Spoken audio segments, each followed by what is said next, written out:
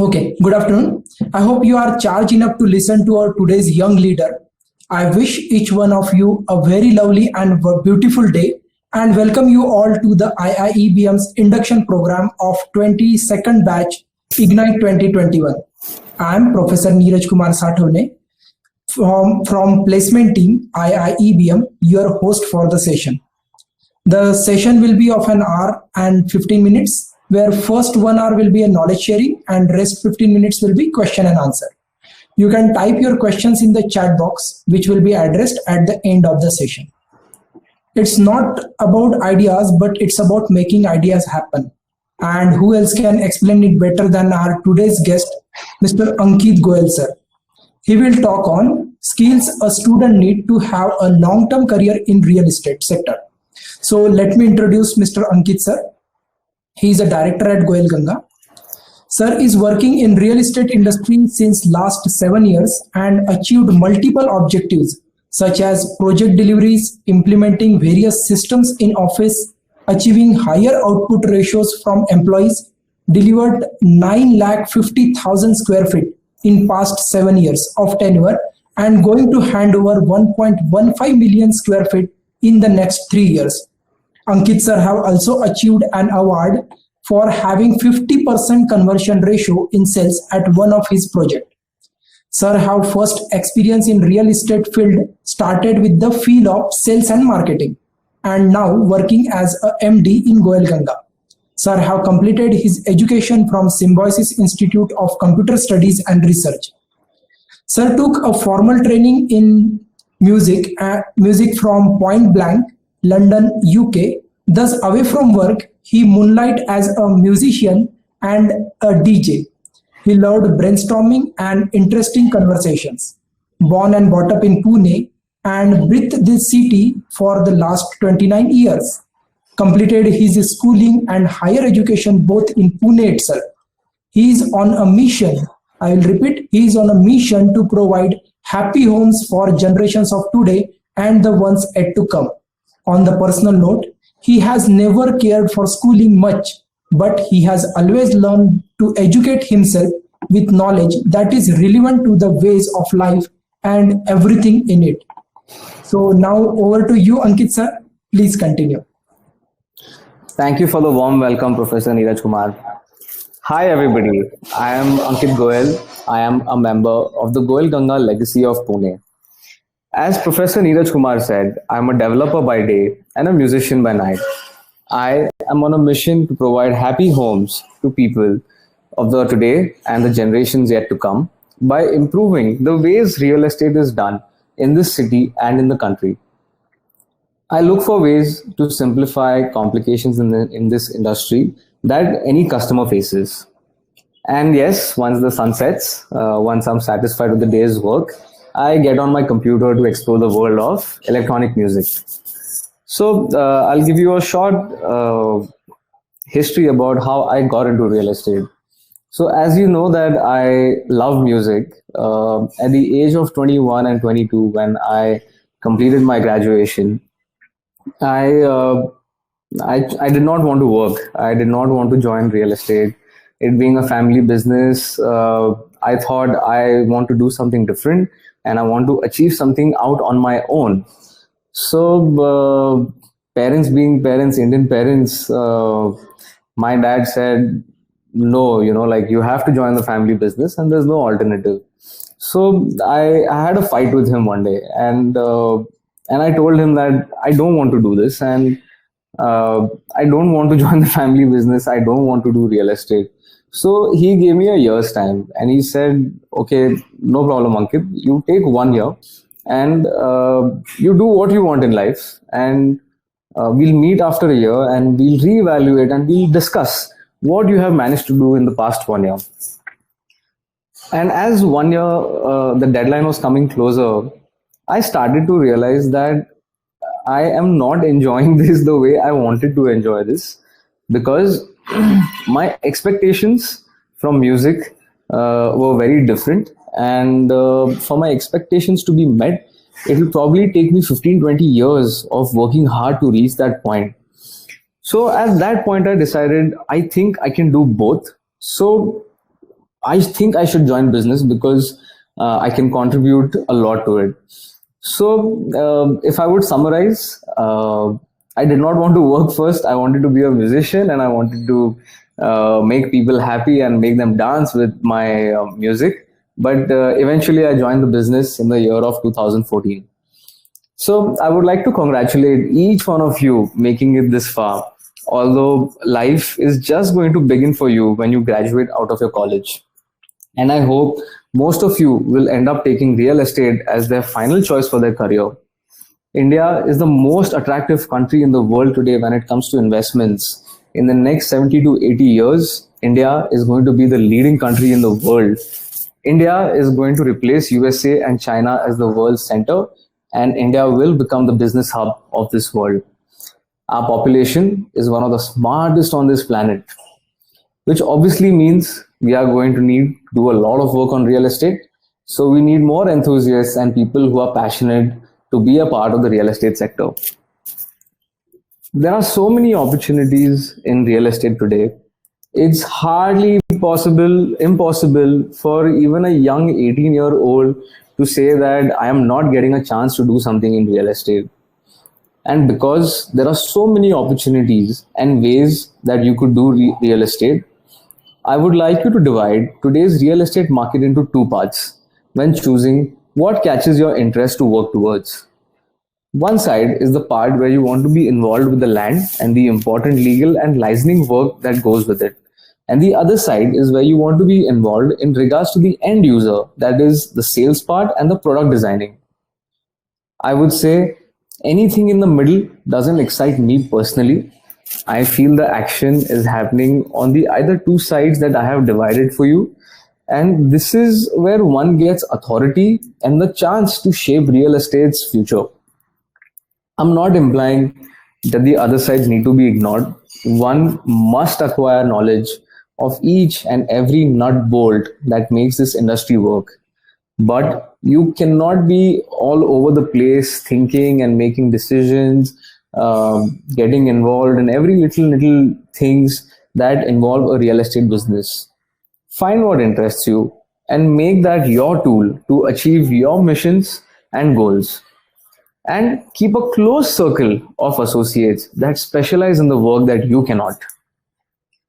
Every single person handling any job in the process is important. An organization can work well just like a machine only if all the parts of the machine work together. You cannot achieve anything without a team that is right for you, a team that you can rely on at all times. My organization, Goel Ganga Developments, is a family run business and we operate on both ends of the businesses that I have explained to you. And I think we are blessed to be able to do this because we got the opportunity of entering this field of business in the days when Pune's real estate market had just started shaping up and had just started to expand. I believe this would be in the year of 1983. So today I'm going to talk about maybe 4 or 5 skills, which is just one of the many skills that I would like to recommend you to develop in on. I'm going to talk about these skills which are more generic and not specific to any kind of role or a responsibility. And these are skills that any person can develop. So I will try to keep this as least boring as I can with instructions, and I will try to illustrate this as much as I can with my personal examples. So the first skill today that I would like to talk about is people, money, and time management. These three factors will contribute to probably 70% of your success.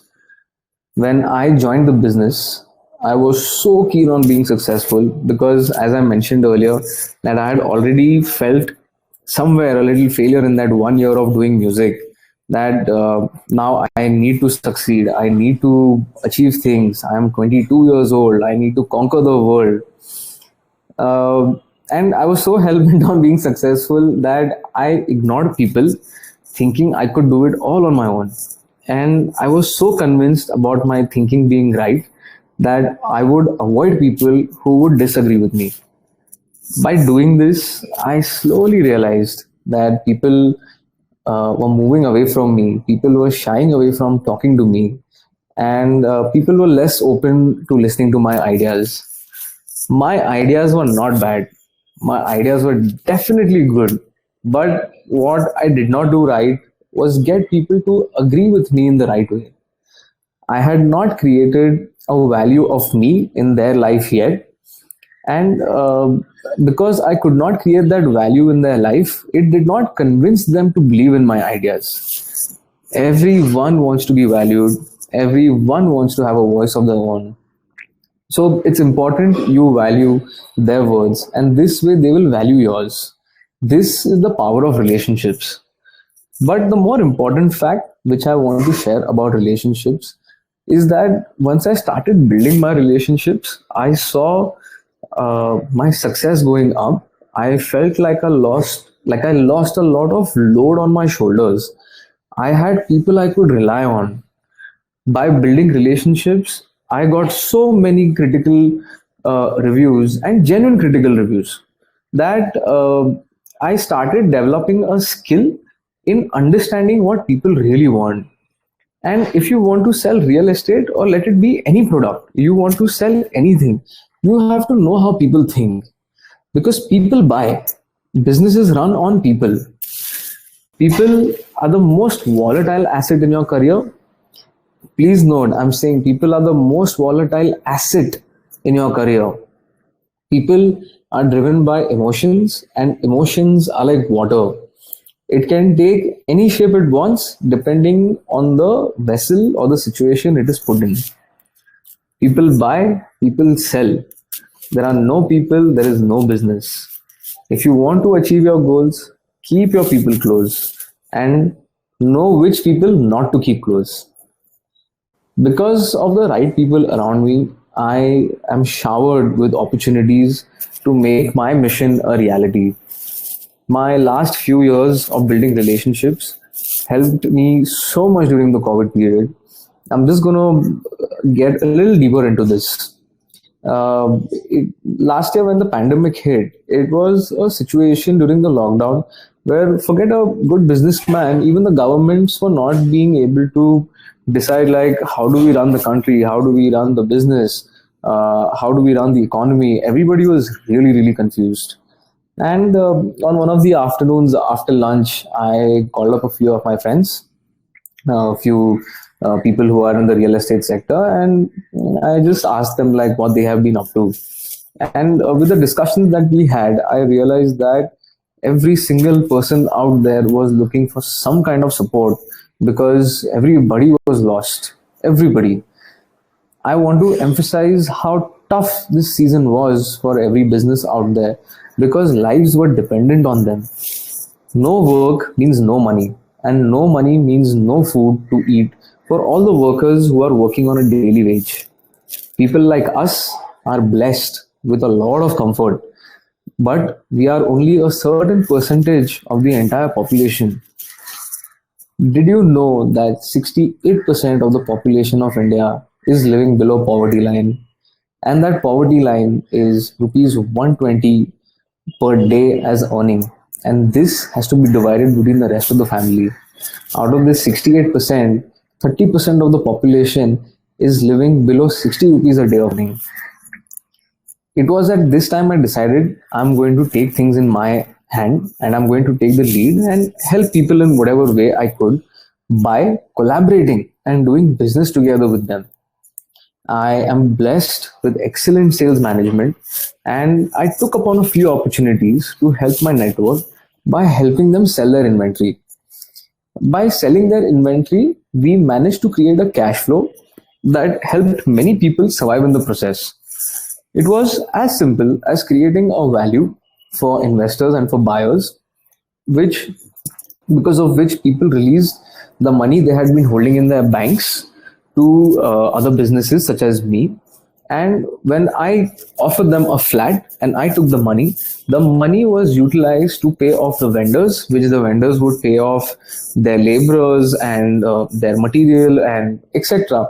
So uh, I can't express how happy I am by taking these decisions, because I was genuinely able to help a lot of people come out of the mess that everybody was in. Second part of people, money, and time, money management. No business or people can run without money. I would urge you to have a very, very healthy relationship with your money. Know what to do with your money, know what to not do with your money. Money without vision is going to take you down faster than a crashing airplane. Money will also not come to you beyond a point if you don't have a vision where you're going towards. Know your numbers, know how you need to manage your cash flows.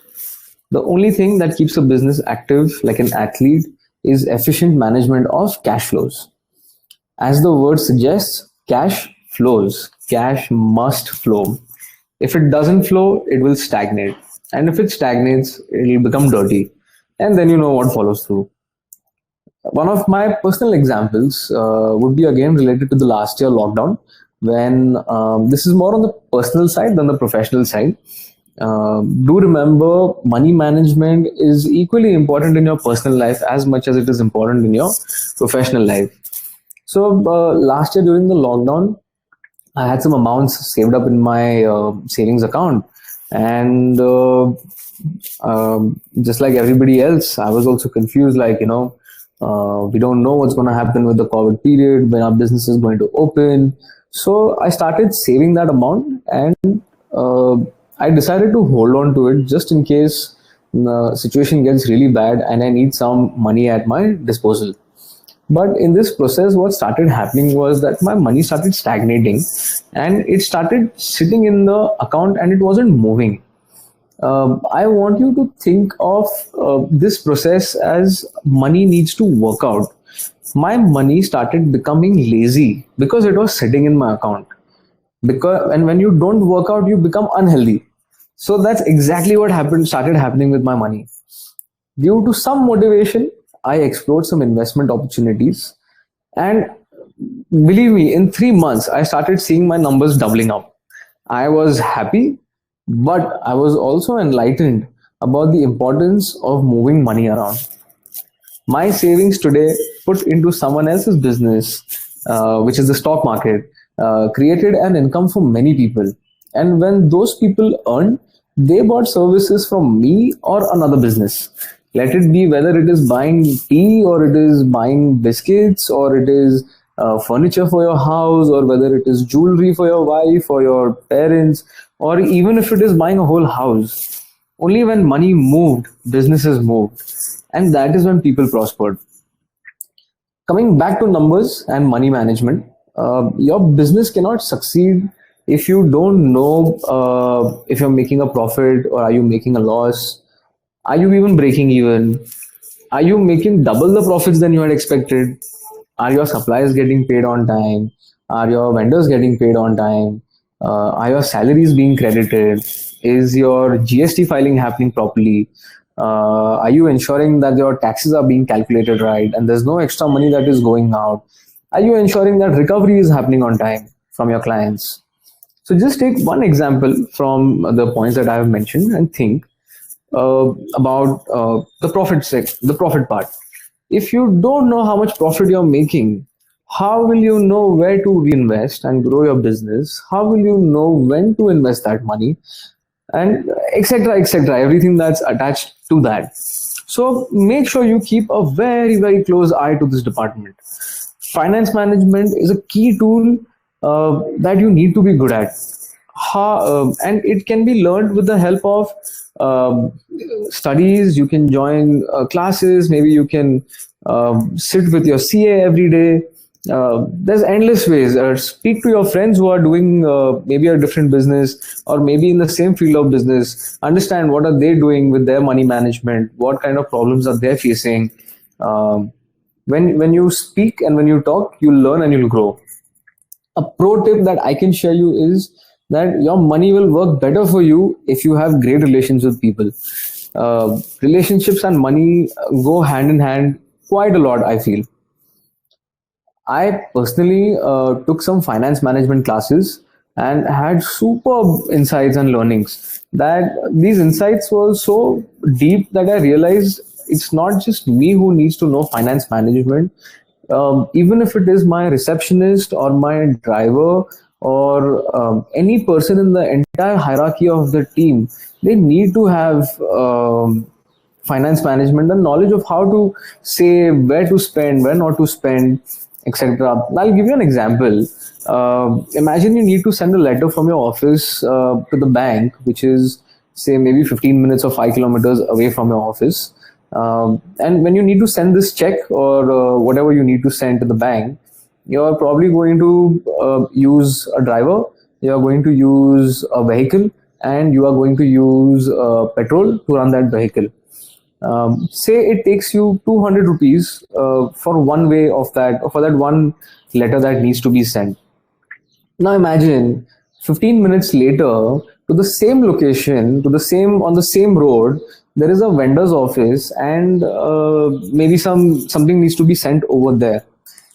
You'll probably end up repeating this whole process, sending your driver again, burning petrol again, and etc. etc. Now, if this one ride is costing you 200 rupees, and in a day you have done this 2-3 times, you've already burnt close to about 400 to 500 rupees. And if you're doing this 20 times a month, and if you calculate in a year, you have burnt already 96,000 rupees to 1 lakh rupees just because somebody was not paying attention to the driver going to the same location. So what we do in our offices is that if any driver or any office boy is going to deliver something to say Vanori or to Pimpri Chinchwad, we put a message in the group. Does anybody need to get anything delivered to this location? And by doing that, that person in one journey is able to complete multiple works and come back. This saves up so much money for you. Imagine you are able to buy a new iPhone every year, or maybe if you like to invest, imagine you could invest an additional 1 lakh rupees every year in your portfolio. So money management is important not just for you, it is important for each and every person in your team. Third part, time management. There will be a lot on your plate as you go higher up the ladder in your life. And remember that you have only 24 hours, just like everyone else.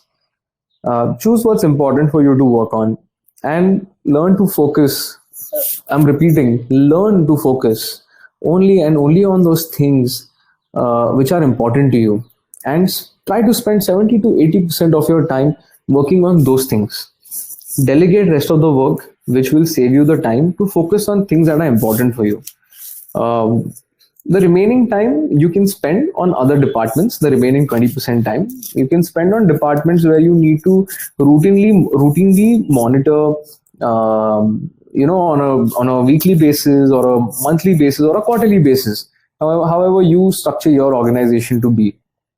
The way I manage my time is on a Sunday morning, I get up, I take my laptop and my writing pad, and I write down the milestones that I want to achieve in this week.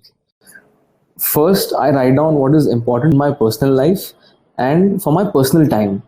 Because I believe once I am satisfied with my basic needs, my mind is ready for adventure and all the risk that I need to take for the rest of the week. I must say, this is not something that I just believe in. Just recently, I have been following this practice for a while, but just recently, I also watched a talk where this method is explained scientifically. Yes, it's a basic science that humans look for security, and security is shelter, food, water, and some of the things like that. So once a human has these things covered, a human is much more ready to accept any challenge. This is the exact same reason why the army has a routine. they get up on time, they eat their meals on time, they complete all the basics that they need to do. Once they have these things achieved, their body and their mind are ready, absolutely ready for whatever challenge that is going to come in front of them. So the professional part of my life, I write down my goals and milestones that I need to achieve professionally. I focus on the departments that need my attention in this week to help me get across the sea to my shore. Once I have written all these things down, I start putting it down in a calendar, and I have no separate to-do list. I follow my calendar like a compass pointing north. And I create a routinely schedule for follow-ups for the tasks that I have delegated. I do this and I feel I'm able to achieve a lot more than I have in the past like 5 years of my life. I'm not saying my system is perfect. I have changed my style of planning and doing my calendar maybe 6 to 7 times in the past 5 6 years. But I keep trying better methods and I keep finding out what works the best for me. You might come up with something that works the best for you. So explore and just figure out what works the best for you. So let's take a break from a little bit of the serious people, money, and time management part and come to something that's really interesting to me. It's on the lighter side of the business, it's on the more fun side of the business. It is also something our dear professor takes joy in. And this is basically marketing, sales, and PR. I feel every single person should know how to sell. We all sell ourselves at some point in our life, whether when we were a child and we wanted an ice cream, we would cry and we would get our ice cream. So this is a sale. When you want to impress a girl or a boy and become their partner, become a boyfriend or girlfriend, you do so many things to impress them that you're just selling yourself. So selling is the most fun part about real estate. Selling is what business is. Selling is not just about sales of your products or about your brand, but it's also about you. Amongst any of you, is there anybody who would have thought, yeah, like if it was not for Steve Jobs, I would have probably not bought an iPhone. Uh, so many of us think about investing in the stock market because of the success stories that we have heard about Mr. Warren Buffett. So I hope you're trying to understand where I'm leading to about sales. Coming back to the more important part, sales should be your number one weapon when you get into any market, whether it is real estate or it is agriculture or whatever it is. I'm saying this because my story in real estate started with sales. I can't emphasize enough how important it is for you to have an honest sales team. If you want people to buy your products, you need to have a team that your customers can trust. Work on your sales experience for every customer. A bad customer experience will haunt your business for the rest of your business's life. My sales skills and experience was the tool that allowed me to explore the opportunities that I did during the lockdown last year. If I can measure it for you, how much my sales skills helped me. Um, Before the lockdown started, I was handling 6 projects. Today, after a year, because of the actions that I took during the lockdown, I'm handling another 5 projects. So 6 plus 5, that's 11 projects. I have had a very rewarding experience by scaling up 83% in just a year. And this is solely and solely because of my sales and marketing skills. I'm not saying that I sold, um, uh, I did not sell myself to the other businesses. But my sales skill helped me to create a trust in the other developers' minds where they could trust me that I can take care of this job and I can take care of this business and help them come out of this mess that they are feeling currently. The way I look at sales is it is actually a game of understanding a customer's mind and the world that he has built in it. When I see how I can make the world better, I sell. Sales is about adding value to someone's life. Sure, you might get some sales without adding a value to someone's life, but how often are your customers going to come back to you? Whether it's a house or it's a detergent bar, if it is not catering to a customer's needs, why will they buy from you again or even once? I would say sales is so important that it should be the first, if not first, second, if not second, not later than the third, in the top three priorities when you're developing your business acumen. When I joined the business, this is my personal example. When I joined the business, I saw some tough challenges in sales for some of my projects, which were not in hot selling locations. Competitors around me started facing the same challenge, started reducing their price, and eventually started degrading their quality. Because when they were not making enough profits and enough money, they started compromising at somewhere or the other. Because of that, they were not purchasing the right material, they were not hiring the right contractors, they were not everything just went down, like because of bad sales and bad sales management. So I took this challenge where my side was, where I was doing about one sale in 3 months. I took it up as a challenge and I went from one sale in 3 months to 8 to 10 units every month. And not just this, I increased my sales conversion by 50%, up to 50%. What I mean by that is, for example, if I was receiving 20 walk ins at the site, I was doing about 10 bookings from that. And the industry standard is 10%, whereas I was reaching numbers of 50%. So this is something that I'm really proud of. And it is really where I am today because of taking the effort to get into this department. So, coming to the next skill, that would be delegation. Delegate, delegate, delegate, delegate as much as you can. Delegate all your work if you can, but don't assume your work is done. Don't forget to follow up on the tasks that you have delegated. Design your system for delegating tasks, whether it is through a software or through a secretary. You must focus more on the things that need your attention to make critical decisions. If it's a decision someone else can take better than you for you, let them take it for you. For example, in our company, when we need to decide which land to acquire for development, my need in the entire process is at the time of analyzing if this project would meet our goals. Uh, to get an understanding if the numbers are profitable, my CA looks after the reports.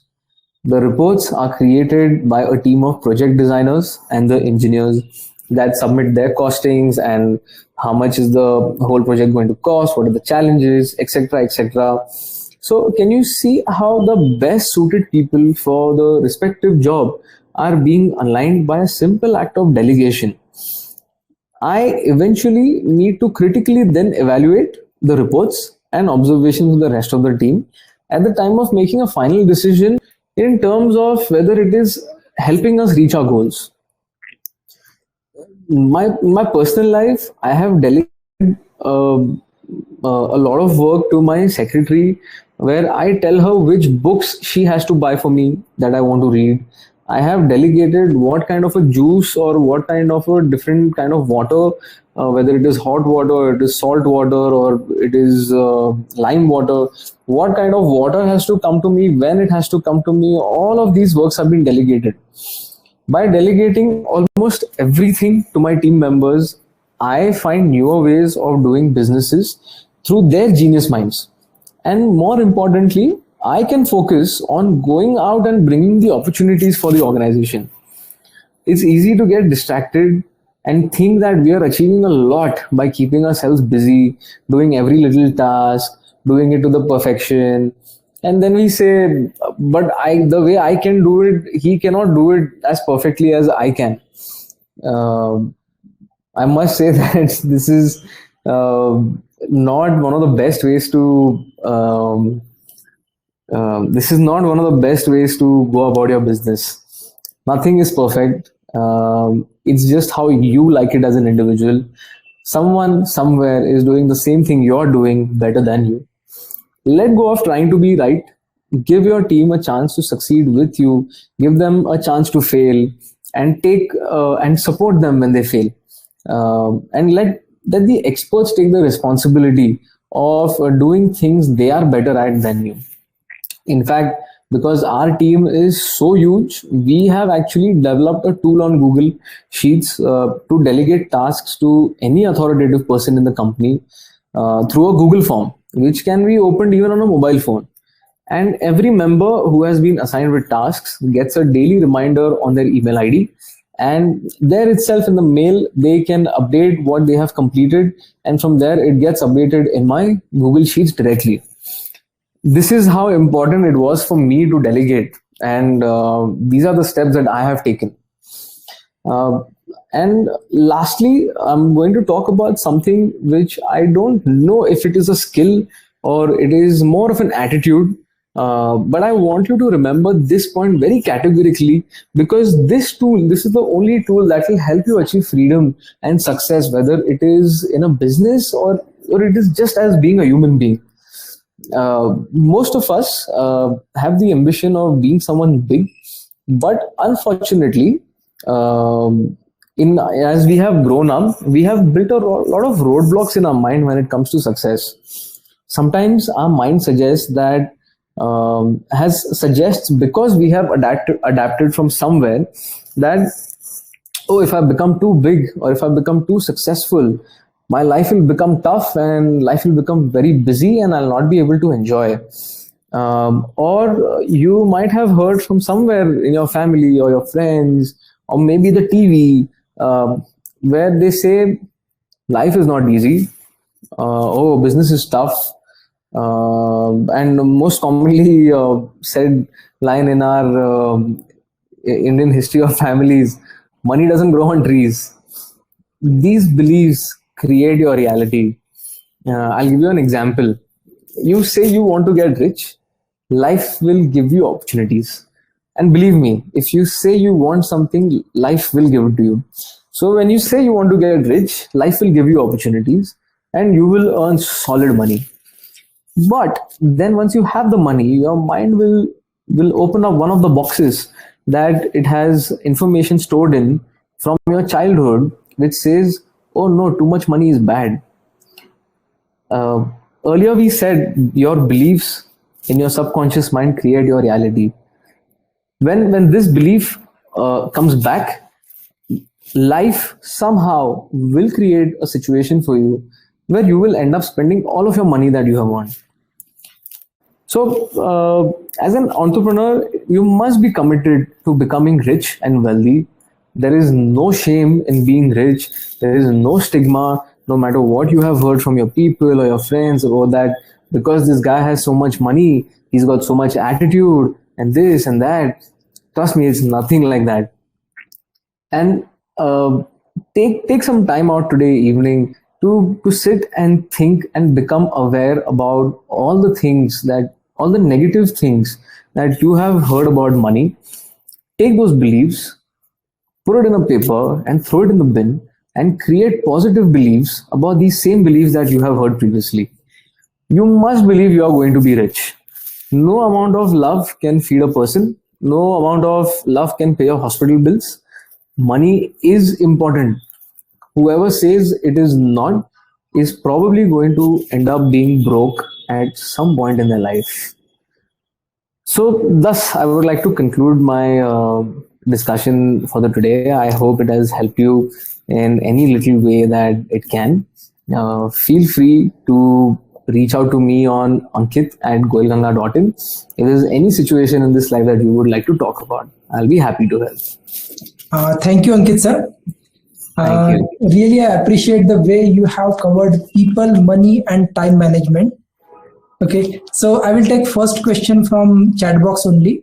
Diksha is asking that means what type of skill the student must have or institute should take initiative to develop the students with that skill set, which will help the student to enter into real estate sector? So please, sir, over to you. What are the steps that should be taken by real estate institutes towards filling up the gap of skilled people in the real estate industry?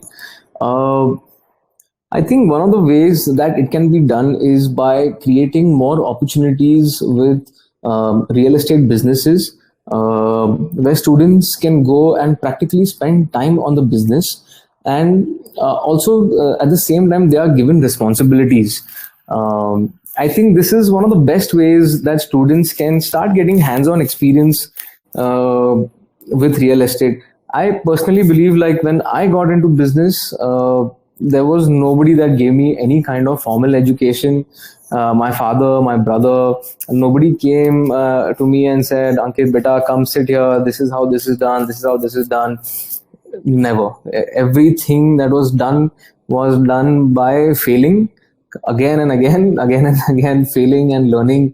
Okay, this is not the best way to do this. Okay, this is probably the right way to do this. And then, there were a lot of opportunities when which were created only after we failed. I failed, that I learned how to immediately turn around and cover up the damage.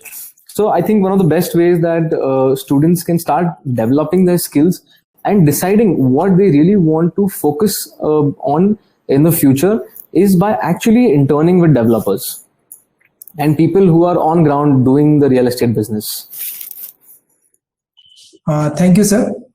Already you have covered one point as you are taking the family business forward. So we know that when your parents have started the business, they have their own challenges. Now, because of the time now, as you are handling all this business, so you have challenges which are related to new generation. Absolutely. So can you point out 2 or 3 points which are crucial when you take a decision in this time, means changing times? Please, sir. When we started the business in 1983, and when Pune's real estate market had started developing, it was primarily, Pune was a hill station 30, 40 years ago. There were no fans in houses. Pune used to be so cold. So the reason why Pune started developing was because industrialization started taking place, and IT started coming into the scene. And I think in the 90s was when Hinjewadi started developing. So when we started the business in 1983, at that time there was no competition. There was not enough option or a choice to an end user when they wanted to buy a house. People were happy with no amenities. People were happy with average construction, construction quality, etc., etc. Today, what has happened is that there are a lot of people in the real estate business. There is too much competition. Competition is cutthroat competition in today's time.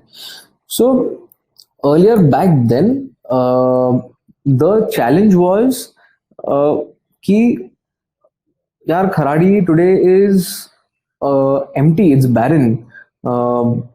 Is it the right decision to come up as the first developers to start a project in this side of the city? We had a reputation. We had built a reputation where whatever location or area it was of Pune, we were generally the first developer to come up with a project in that area. Today, every location in Pune is booming. So what's really important for us to take decisions on in today's time is, are we creating the right size of a home? Is it going to fit the budget of the customers? Is it going to meet the needs of the housewife? Is she going to be happy with the kitchen that she's going to take?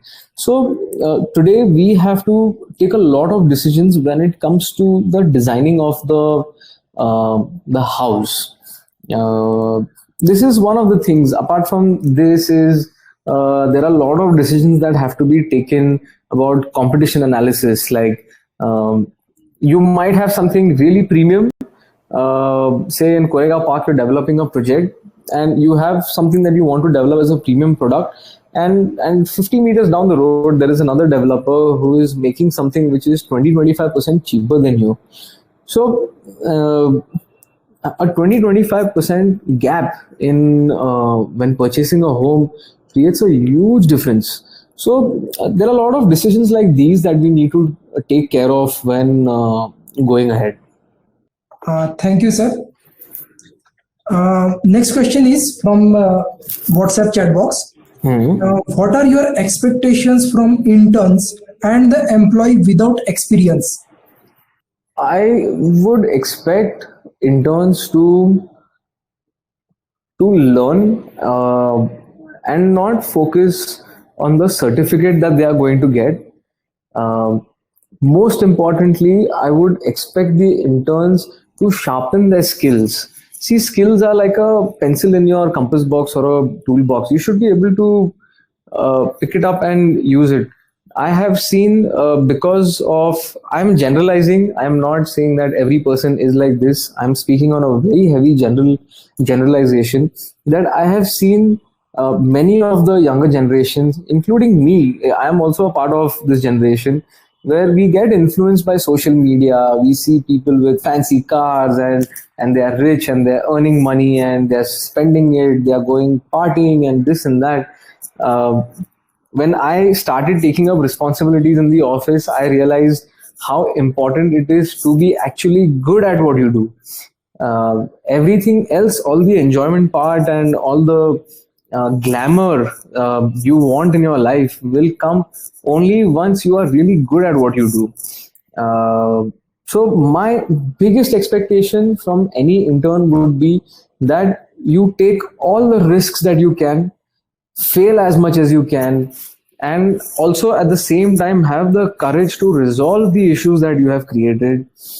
I would expect interns to learn how to build relationships, um, how to speak to people, um how to be a part of this ecosystem and contribute rather than uh, rather than solely focusing on what I am taking at the end of the day.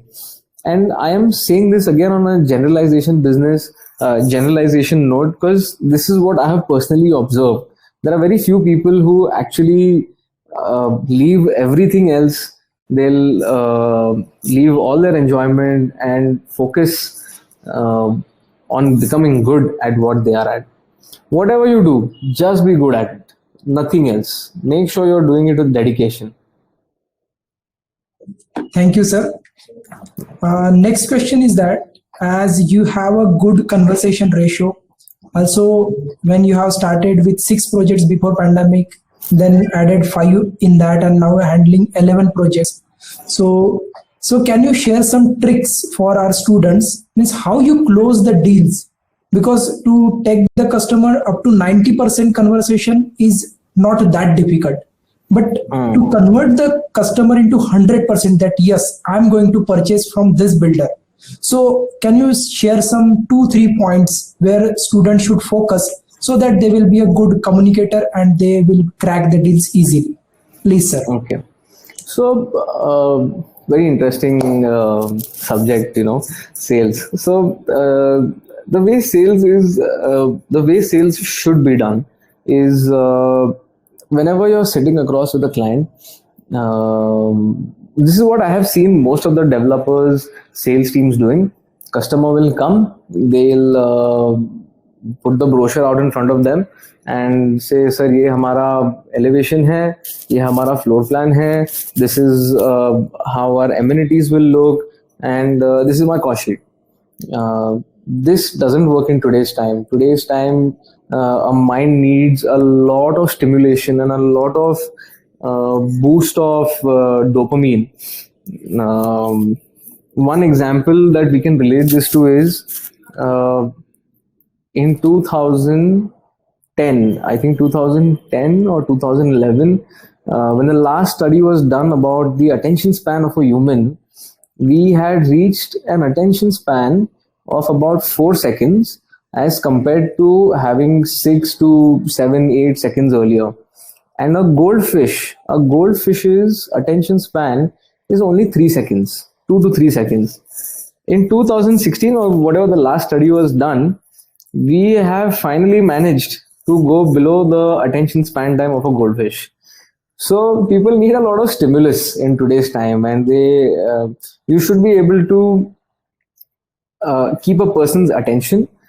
And to do this, one of the most important things that needs to be done in sales is spend as much time as you can in building a relationship with that person and understanding what their needs are. uh, it's really easy to just like show a brochure and talk about the project and what the builder is doing next door and this and that. Actual connections will only happen when you get to know the person, and they open up with you about how important is it for him to have a school around his house. How important is it for him to have a hospital around his house because his father has some problem. So see, these are the again the basic questions that normally sales trainers will come and ask you to dig out of a customer, but it goes a little more beyond that. Take the time and energy to actually understand why, and not because you just want to do sales. Do it genuinely because you want to do it as a person who can help this person, your customer. I think once you have figured out all these things for the client, it leaves the customer no choice to say no to you. It just boils down to a matter of what is the rate.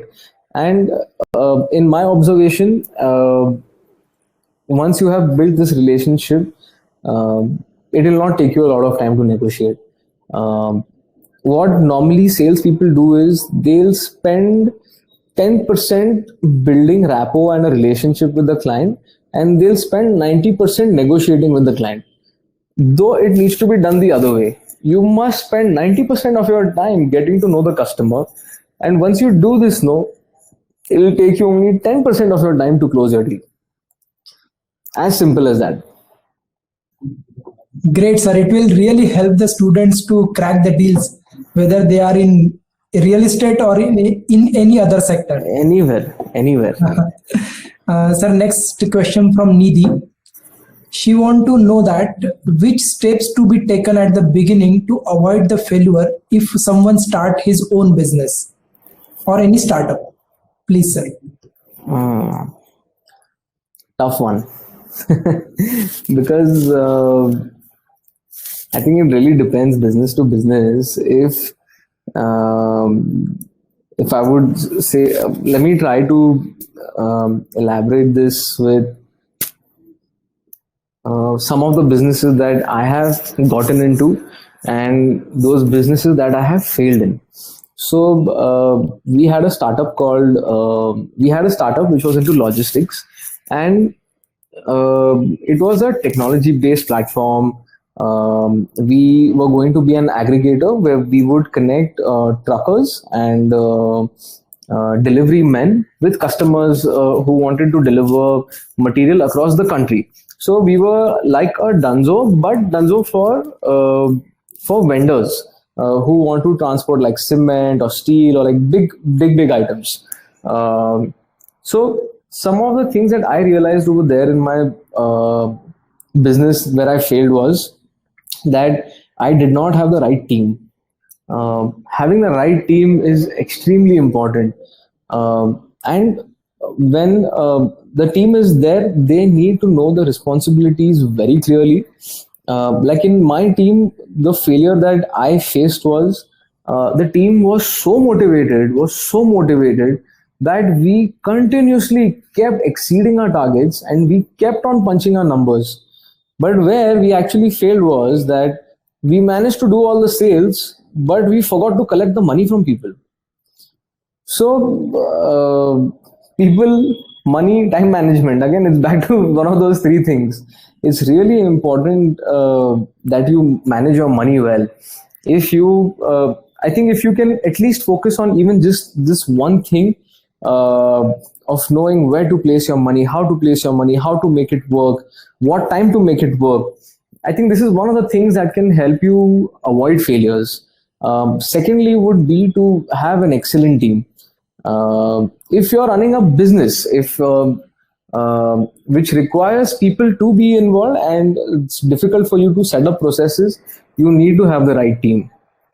I mean, there are many ways actually. If you can ask me specifically in which industry you are planning to take part in, I might be able to give you some more specific suggestion.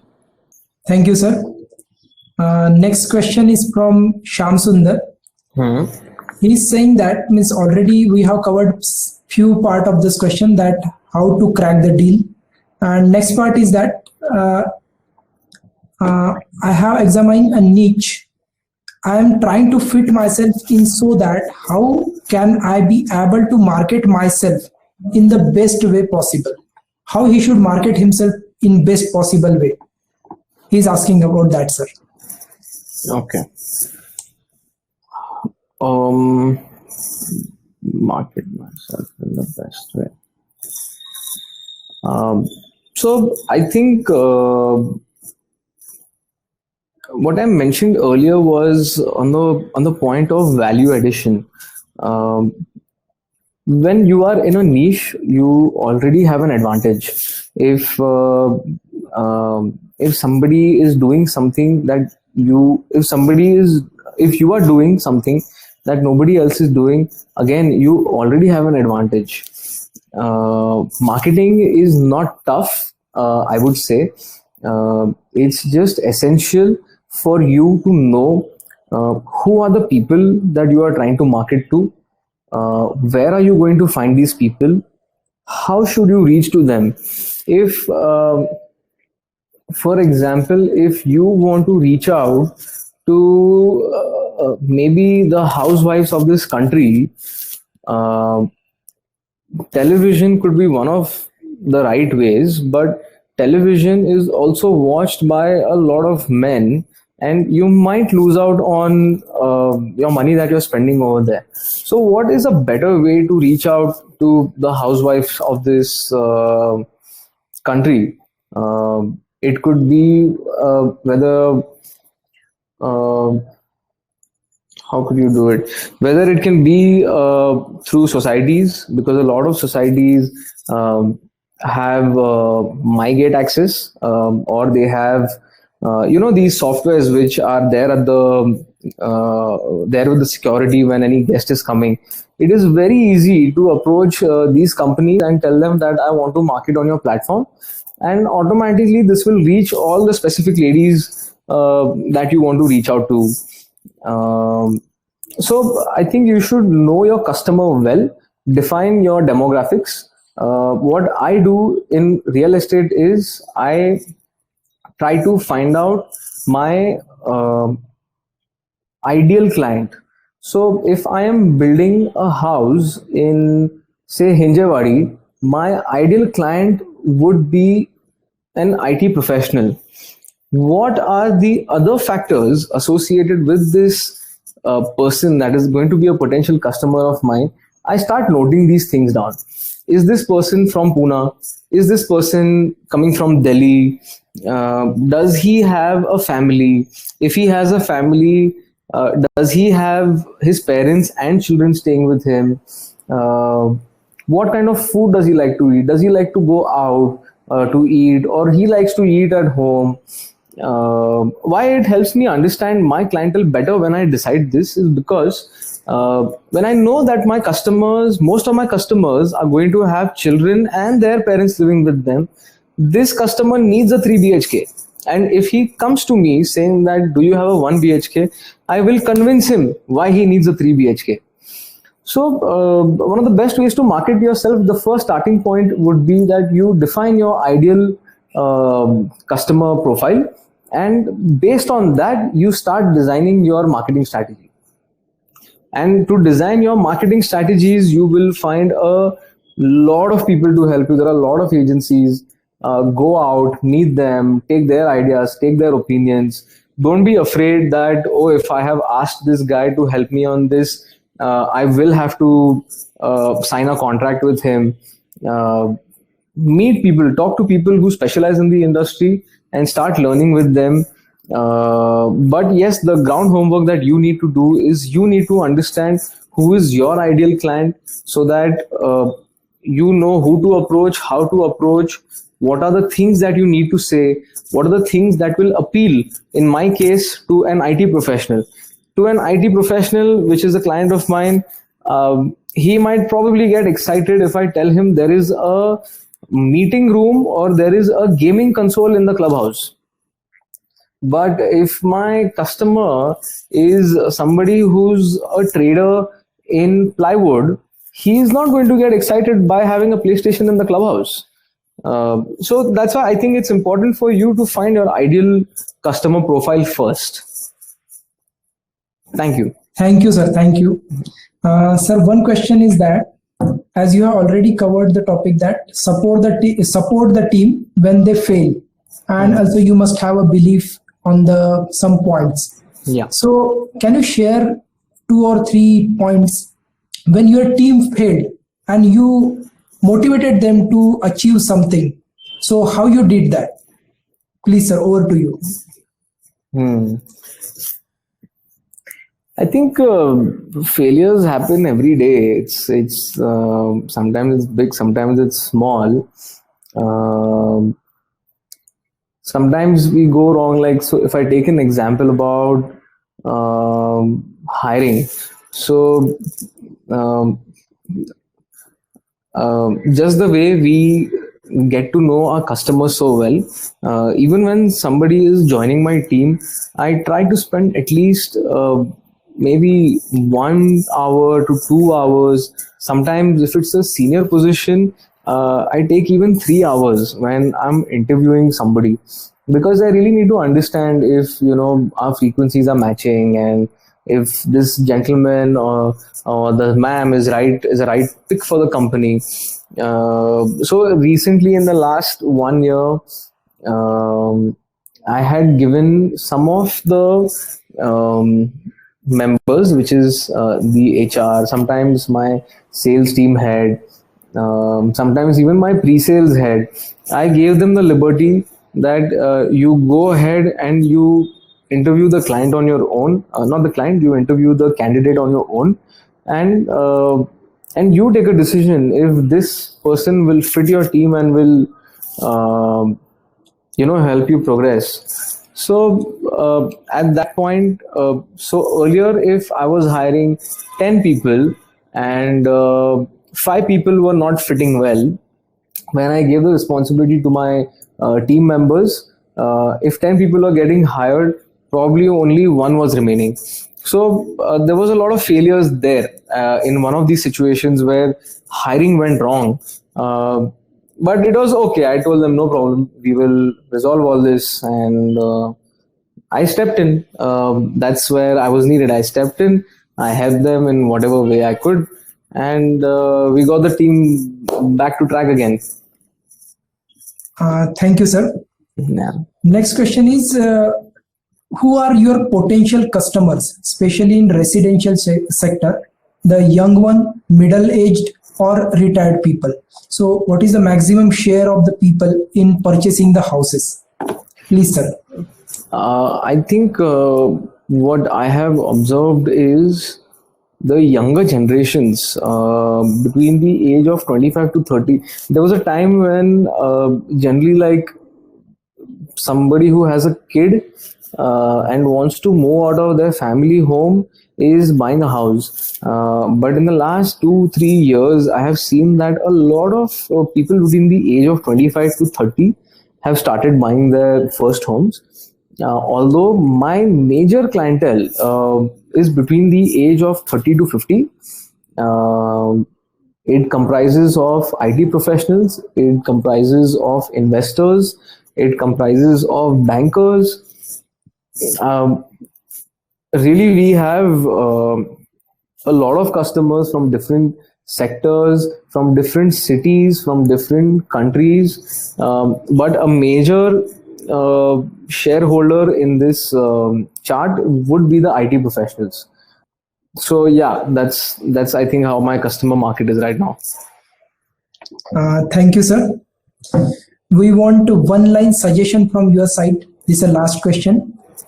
Means for the students who would like to enter into real estate sector, so where they should focus, and if they will enter, what will be the struggle period, like 1 hour, 1 year, 2 year. So as per your suggestion and your experience, when they will enter and they are new to this sector, so what will be the struggle time mostly?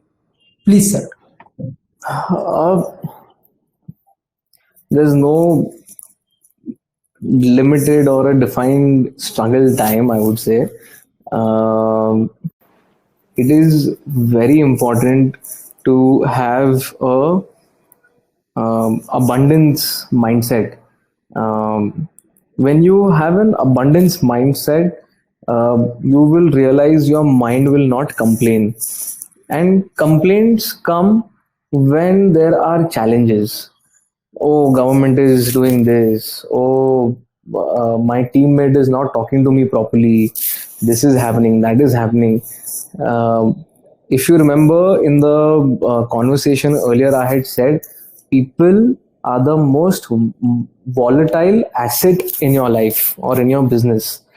People will give you a challenging time. I'm not saying they're going to give you a hard time. Why I'm saying challenge is because I want you to look at it only as a challenge and not as a hard time.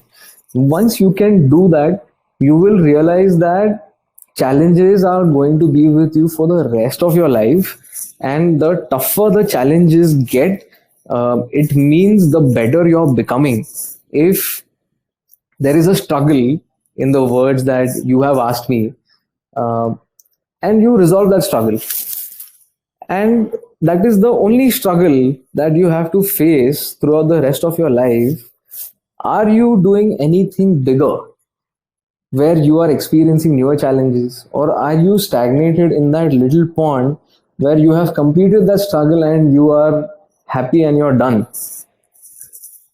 So the question really is a matter of how you look at the concept of struggle, and is there's no defining period. But one of the challenges I can tell you is you will find it difficult for people to cooperate with you, because when you are young, you feel you are right. You feel that you know it all, you know the best. So because that is something that I also personally went through. I would get into an argument with anybody about anything and trying to prove my point right without actually understanding what is the reality. So initial few struggles, challenges would be to gel with people and get them to agree with you. It takes time, because whoever is above you in the system has been there in the system before you, and that person definitely knows a lot more than you, because that person has been involved in the actual execution of the business. So take your time to understand people and how psychology works. Very important. Thank you. Thank you very much, sir. So you have covered almost all the topics related to real estate, and most important is people, money, and time management. Also, the thing which you have covered, like creating values and relationship, which will help the student to understand how they can build a team and how they can work with the team. Yeah. Also, people are most valuable assets. So this is a punchline which will help the students to understand that organizations are valuing the people, not only their skills. So tough times will come and go, but peoples are there, and organizations are really valuing the people as assets. Also, Yes. thank you very much for covering the most important topic, that is a blood of every business, that is a cash flow. And then as you are handling 11 projects with the delegation of work and follow, means for the success it is very important to take a follow and rigorously work on the same thing which is assigned to you. Correct. So, with this, I would like to thank you very much for your valuable suggestions and which will help our students to understand the challenges and scope in your sector and how they can grow themselves with the alignment of your industry. Thank you, sir. Thank you very much. Thank you so much, everybody, for listening to me patiently. And thank you, Professor, for welcoming me on this platform.